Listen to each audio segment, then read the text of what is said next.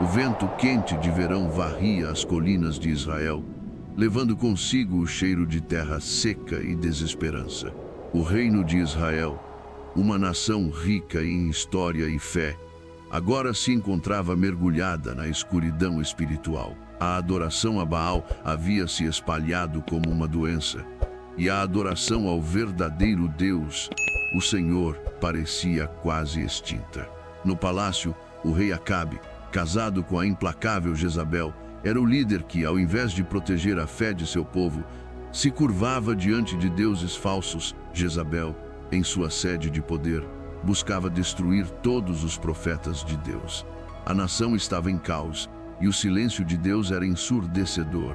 Não há chuva, não há fogo, pensavam os israelitas, caminhando pelas ruas de Samaria como sombras de um povo sem esperança. Já se passavam 3 anos desde que o céu se fechara, desde que a voz profética de Elias clamara contra o pecado e a apostasia. A terra estava seca, o povo faminto, e a desesperança era uma constante. Mas o mais profundo vazio não era a falta de comida ou água, era a ausência da presença de Deus. Em meio a esse silêncio mortal, Elias, o profeta de Deus, desafiava o reinado de Acabe com coragem imbatível. Ele era um homem de poucas palavras, mas suas ações falavam mais alto do que qualquer discurso. Caminhando pelas ruas de Samaria, seu rosto era marcado pela dor, mas seus olhos brilhavam com uma chama de fé indomável. Ele não tinha medo de enfrentar os poderosos do reino. Não havia mais tempo para a mediocridade. A nação estava dividida entre a adoração ao Deus verdadeiro e os falsos ídolos que seduziam o povo. Elias, com sua voz firme, gritou: "Vocês que dizem ser filhos do Deus vivo, mas que se curvam diante de Baal, escutem. O Senhor, Deus de Abraão, de Isaque e de Jacó, fechou os céus. Ele não responderá mais aos seus clamores enquanto continuarem no pecado. Arrependam-se antes que seja tarde demais." Mas, como era de se esperar, o povo estava em silêncio. Não havia mais a voz de Deus no templo, no altar, nas ruas. O que restava era um povo distante de seu Criador, sem rumo, perdido no abismo da idolatria. Elias olhou para o céu cinzento e sem vida. Sabia que, para que o povo se despertasse, seria necessário um confronto que mostrasse de uma vez por todas quem era o verdadeiro Deus. Não havia mais espaço para indecisões. Era preciso que a nação escolhesse Baal ou o Senhor. E ele, Elias, seria o instrumento de Deus para mostrar essa escolha. As nuvens pesadas começaram a se formar no horizonte, como se o céu refletisse a tensão crescente entre o bem e o mal. O povo de Israel, já desgastado pela seca e pelo sofrimento, agora se encontrava no epicentro de um conflito espiritual. No palácio de Acabe, em Samaria, a ordem foi dada: "Traga Elias à minha presença." Mas Elias já havia desaparecido, como se estivesse sendo guiado pela mão invisível de Deus, em busca do momento certo para confrontar a nação. O povo de Israel, dividido e atônito, ainda não sabia o que estava prestes a acontecer. Mas rumores começaram a se espalhar.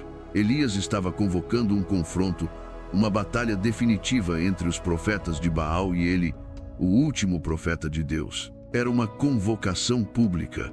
O Monte Carmelo, uma colina que dominava a paisagem, seria o local da grande batalha espiritual. As notícias correram como fogo, e multidões de israelitas começaram a se reunir. Alguns estavam lá para apoiar Elias, outros para ver o espetáculo. As palavras de Elias ecoaram no vento: "Se o Senhor é Deus, sigam-no. Se Baal é Deus, sigam-no, mas não podeis servir a 2 senhores." No monte, os 450 profetas de Baal estavam prontos para o desafio. Eles vestiam túnicas coloridas, carregando altares e oferendas para o Deus que acreditavam dominar os elementos. Era um espetáculo de pompa e mistério, com danças e gritos, enquanto invocavam Baal, mas o silêncio no céu era absoluto. Nada acontecia. O fogo não descia. Elias se aproximou do altar que ele havia erguido em nome do Deus de Abraão. Ele estava calmo, seus olhos fixos no horizonte, onde as primeiras sombras do fim da tarde começaram a se formar. "Escolham disse ele. Sua voz firme e inabalável, quem realmente é Deus. O verdadeiro Senhor trará fogo do céu. O contraste não podia ser mais claro. De um lado, os profetas de Baal, com toda a sua teatralidade, invocando um Deus falso. Do outro, um único homem, Elias, confiando em um Deus que não precisava de espetáculo, mas de fé genuína. A tensão no ar era palpável. Os israelitas em silêncio observavam. Estavam divididos em seus corações, um pé na idolatria e outro no temor do Deus verdadeiro. A dúvida pairava em cada rosto. Até que o desafio fosse cumprido, nada mais importaria. Elias olhou para o céu e, com uma voz forte e confiante, orou: Senhor, Deus de Abraão, Isaque e Jacó, mostre-se agora, que todos saibam que tu és o único Deus de Israel e que sou teu servo. E então, sem mais palavras, o céu pareceu tremer. Uma nuvem escura se formou, não como as tempestades habituais, mas com uma força sobrenatural. O chão tremeu e, de repente, um fogo divino desceu dos céus, consumindo o altar de Elias, a água ao redor e até a própria terra ao redor do altar. O fogo era tão intenso que queimou tudo, deixando apenas um vestígio de cinzas. O silêncio que se seguiu foi absoluto. Os profetas de Baal ficaram paralisados, suas faces pálidas de medo e vergonha. Mas o povo de Israel, finalmente despertado, caiu de joelhos, exclamando: Só o Senhor é Deus, só o Senhor é Deus. A cena no Monte Carmelo era surreal. O fogo divino, com sua intensidade e poder, consumiu tudo o que estava no altar de Elias. O povo de Israel, atônito e tremendo, olhou para o céu, ainda reverberando com a energia sobrenatural que havia acabado de testemunhar. O trovão ecoava como um rugido, e a terra ainda parecia estar em chamas, embora o fogo tivesse desaparecido. O silêncio pairava no ar, interrompido apenas pelas respirações pesadas dos israelitas. Alguns, ainda de joelhos, sussurravam palavras de arrependimento. Outros, com os olhos cheios de lágrimas, finalmente se deram conta do que haviam feito. Haviam seguido Baal, um deus falso, por tanto tempo, mas, naquele momento, o verdadeiro Deus de Israel se mostrou claramente, com um poder avassalador, não só para derrotar os falsos profetas, mas para restaurar a fé do povo. Elias, em pé diante do altar agora consumido pelo fogo, se virou para a multidão. Seu olhar penetrante varreu os rostos atônitos que agora testemunhavam a glória de Deus. Ele não precisou de palavras grandiosas, apenas uma breve frase, carregada de autoridade e verdade. Agora, escolham o caminho da vida. As palavras ecoaram nas mentes e corações dos israelitas, mas a vitória de Elias não estava completa ainda. Os 450 profetas de Baal, que haviam sido desmascarados de forma tão humilhante, estavam agora num estado de desesperança total. Eles não reagiram, não tentaram se defender, pois sabiam que a evidência era inegável. O fogo do céu havia provado que o Senhor, e não Baal, era o verdadeiro Deus. Elias, com a firmeza que só um homem guiado pelo Espírito Santo poderia ter, ordenou aos israelitas: agora hajam.